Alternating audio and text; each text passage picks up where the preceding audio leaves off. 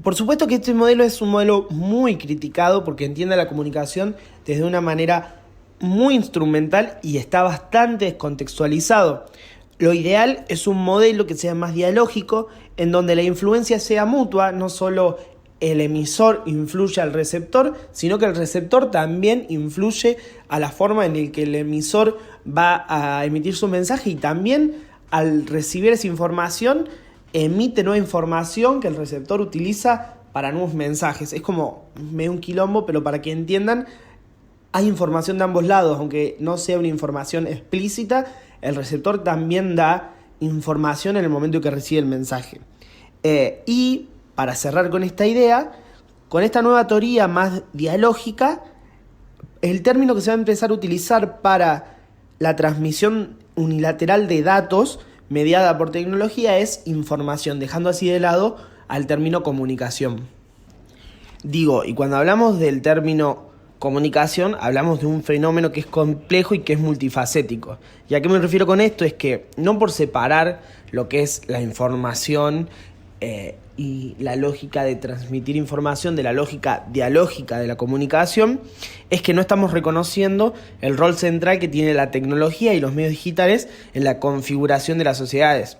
O sea, hoy en día no hay espacio, no hay relación y no hay práctica en la que no atravese los medios digitales. Esto es uno de los fenómenos culturales actuales más significantes de nuestra sociedad, que de hecho está definida como la sociedad de la información. Y para llegar a todo esto que les vengo diciendo, es que tuvo que haber una acumulación incansable de teorías y de análisis comunicacionales que derivan de cómo entender a la comunicación como un campo científico, como un estudio científico. Pero para profundizar sobre eso, primero tenemos que tener de antemano tres interrogantes que son constantes entre quienes estudian e investigan la comunicación. El primero de ellos es que no hay un objeto determinado.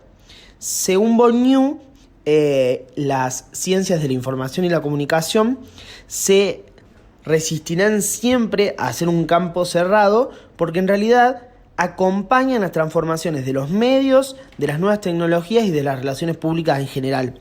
Y esto es porque, citando a Foliari, la comunicación surge como una ciencia o como un campo de estudios a raíz del trabajo. Es decir, primero la gente empezó a trabajar en comunicación y a partir del trabajo de quienes trabajaban en comunicación, ya sea en periodismo o en las otras áreas, es que surge la ciencia de la comunicación, que es contrariamente a lo que pasa en todas las otras ciencias.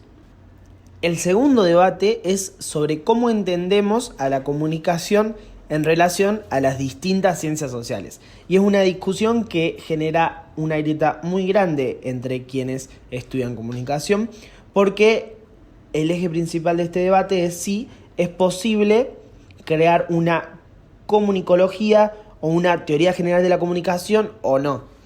Quienes creen que no es porque entienden que es imposible encasillar metodológica y conceptualmente a todos los fenómenos de la comunicación o comunicacionales que suceden día a día entre los sujetos que estamos en constante interacción. Este enfoque plantea que la comunicación debe nutrirse de todos los aportes constantes que las otras ciencias sociales dan, pero que no debe conformarse como una comunicología o una teoría general que excluya los aportes de las otras ciencias sociales. Y la tercera tensión en torno a entender a la comunicación como un campo de estudio gira en torno a la dicotomía entre la teoría y la práctica. Como si cuando uno trabajase en comunicación no aplicara también los contenidos teóricos. El principal problema de este debate es sobre cómo entender a la comunicación dentro de las universidades.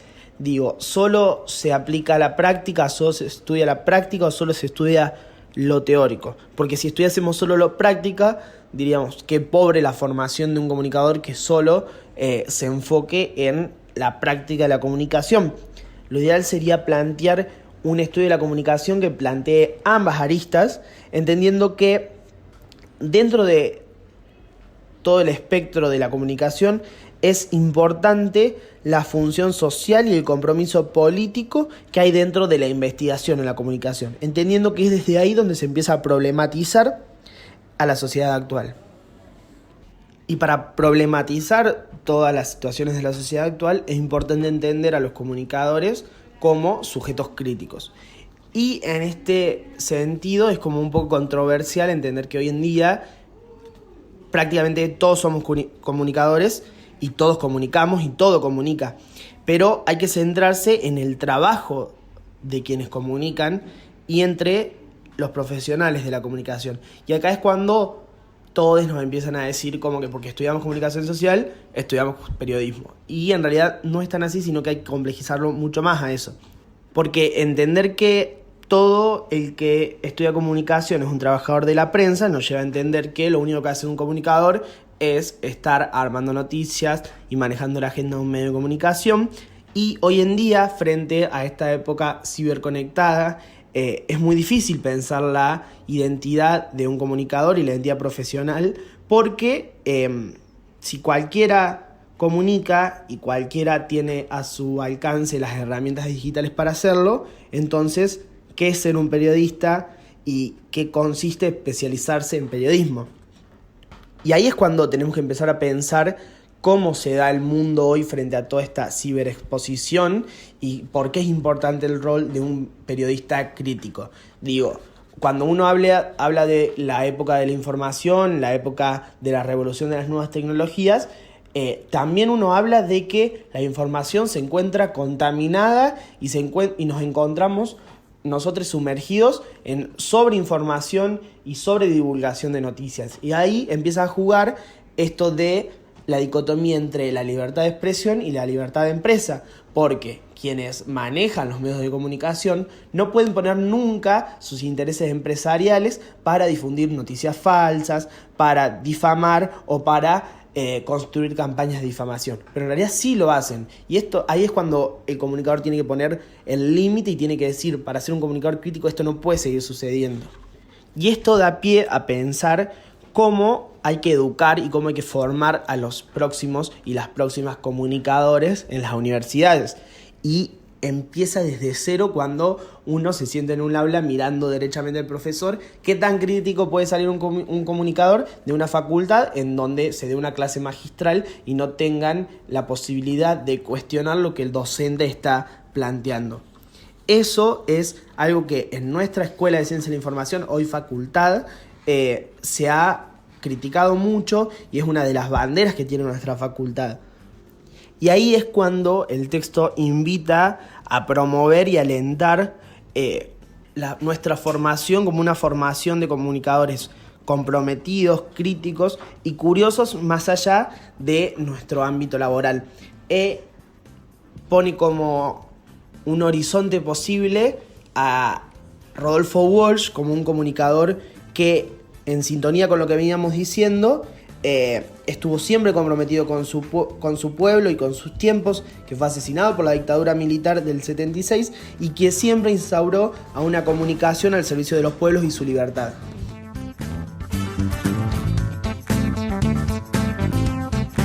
Bueno, y eso fue todo por este capítulo. Les esperamos en el próximo, en donde nuestras compañeras Luchi y Vir, junto a un invitado muy especial, nos hablarán acerca del texto Y cómo ibas vestida, de las profesoras Micaela Becker, Fernanda Bratti y Luciana Echeverría.